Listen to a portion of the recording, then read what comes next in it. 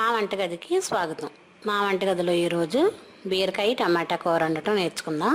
దానికి కావాల్సిన పదార్థాలు: బీరకాయలు ½ కిలో, కారం ½ టీ స్పూన్, ఉప్పు రుచికి తగినంత, పసుపు ½ టీ స్పూన్, పచ్చిమిర్చి 2, టమాటాలు 2, ఉల్లిపాయ 1,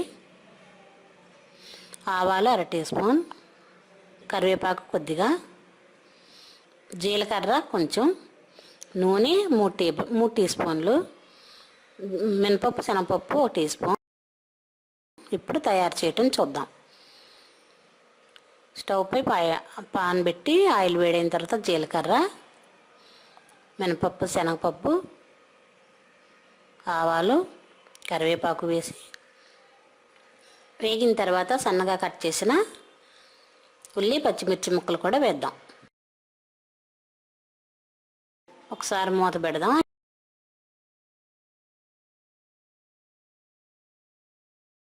ఇప్పుడు మూత తీసి చూద్దాం. ఉల్లి పచ్చిమిర్చి వేగినాయి కాబట్టి దీనిలో సన్నగా కట్ చేసిన బీరకాయ ముక్కలు కూడా వేసి ఒకసారి కలిపి మూత పెడదాం.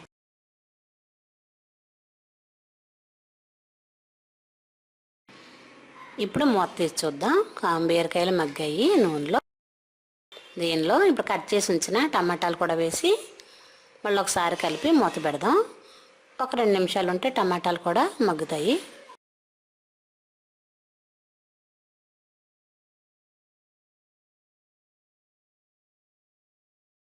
ఇలా మూత పెట్టి 1 నిమిషం ఉడికిన తర్వాత మూత తీసి చూద్దాం.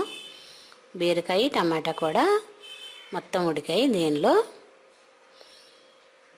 రుచికి తగినంత ఉప్పు, ఒక ½ టీ స్పూన్ కారం, ½ టీ స్పూన్ పసుపు వేసి బాగా కలిపి మూత పెట్టి ఒక 5 నిమిషాలు ఉంచితే కూర రెడీ అవుతుంది.